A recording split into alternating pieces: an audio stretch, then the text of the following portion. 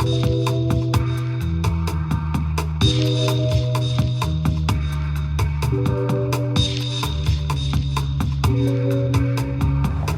I'm Morgan Peckma, Editor-in-Chief of City and State. Today we are on location in beautiful Buffalo with Senator Mark Grisanti. Senator, thank you so much for joining us. Oh, my pleasure. It is a beautiful day out, too. It is, indeed. Yeah. So the governor was in town today. Can you talk about what he was here announcing? Well, basically, Silo, which was a solar energy company, basically sold it to Silo City. And the good news about that is Silo City went ahead and expanded from 850 jobs to over 3,000 jobs, 1.2 million square footage of space, where the old Republican steel plant used to be.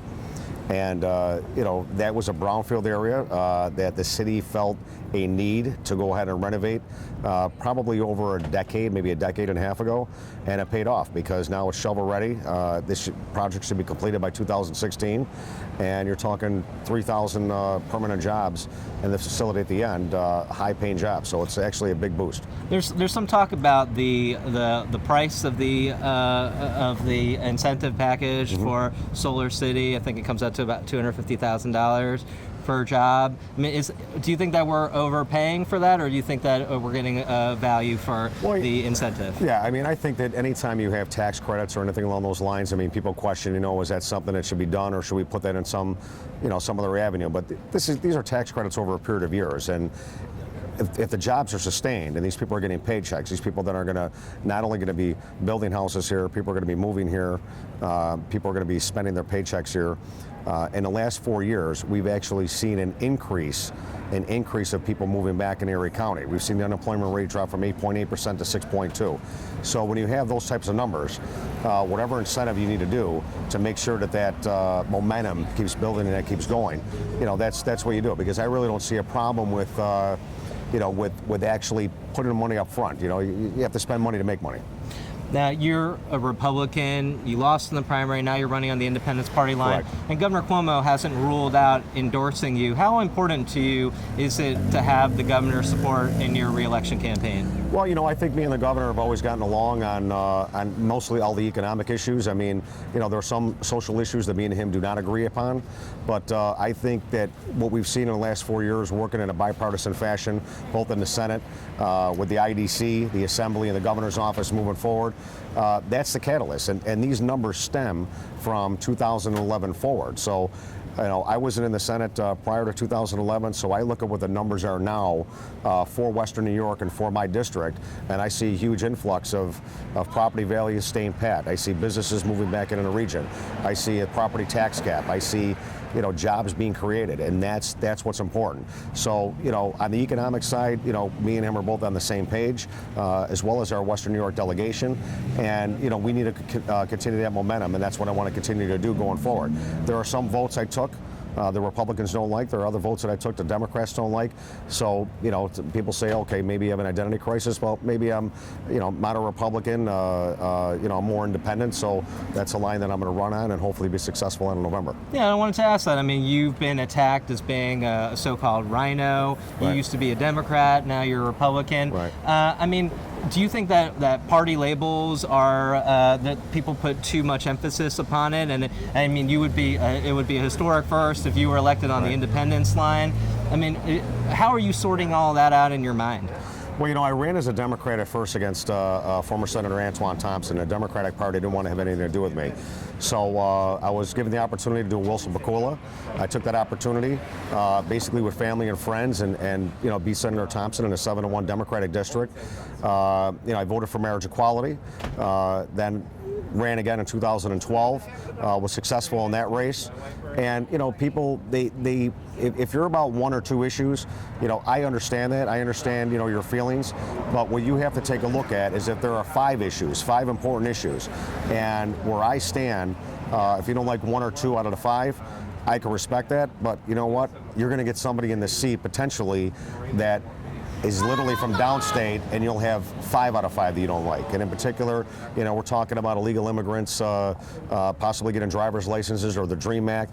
I don't agree with the governor's 10-point on women's equality.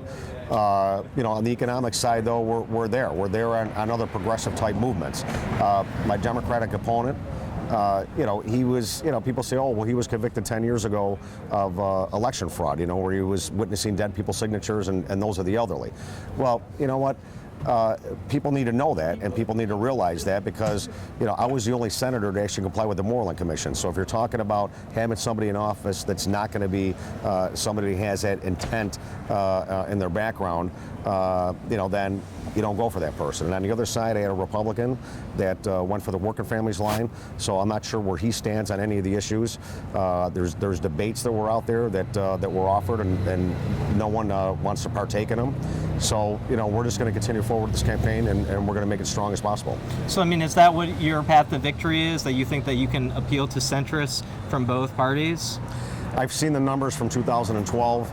I think I have people that will vote for me on both the Republican, the Independent, conservative line, the Democratic line, and that's what I want people to realize is that I've always been a strong advocate and a strong voice for Western New York. And right now we have 6 senators sitting in majority in the New York State Senate. And I don't want to see that go from 6 down to 1 or 2. So we have a great delegation. I want to see it continue. I want to be there to see the fruits of what we were able to prosper with in these last 4 years go forward. The flip side is that in my district itself, each individual district, I have numerous projects that are going on, and my fear is that you lose this seat, those projects are all going to go by the wayside, from Grand Island, Tonawanda, City of Tonawanda, Kenmore, Orchard Park. Those areas I think would be hurt by the seat being lost. And Senator, I mean, if you are successfully reelected, do you think that would you want to continue caucusing with the Senate Republicans, or would you think about caucusing perhaps with the IDC, a similarly independent-minded caucus? It's a good question. I mean, right now I'm a sitting Republican New York State Senator. We're not sure where everybody's going to be with regards to after the November election. I mean, there's a lot of seats that are up there now for grab. So my focus right now is just winning this election and see where everybody else lands with regards to their particular seats. My focus has always been representing Western New York. I definitely do not want to sit there in a minority representing Western New York, no matter what side you're on. And I don't think anybody really does. So I'm going to continue pushing forward and go from there. Have you spoken with Dean Skelos about whether he's going to support you now moving forward? Me and Dean have had conversations about what actually happened during the primary. Haven't had anything since then. I mean, I think that Dean recognizes the importance, of how important it is to maintain this seat.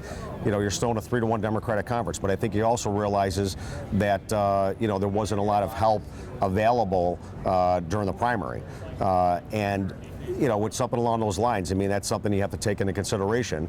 But I think that running a very positive campaign, show what my record is with regards to moving things forward for the economy and for Western New York, for my constituents, that's my focus. It's not really about anything else other than keeping that momentum going, and hopefully people will see that and they'll see my record and they vote for me. Well, Senator, we want to thank you for coming out to the launch of City and State's new Buffalo Bureau. I want to congratulate you. I mean, you picked a good place to do the launch. I mean, great barbecue food, and you were at City and State's very first Buffalo event when we did our candidate college out here in Western New York. Right. We appreciate your continued support of our publication, and good luck Morgan, in my November. Pleasure. My pleasure. Everything you guys do, I wish you all the success. Thank you very much. Thank you, Senator. Okay.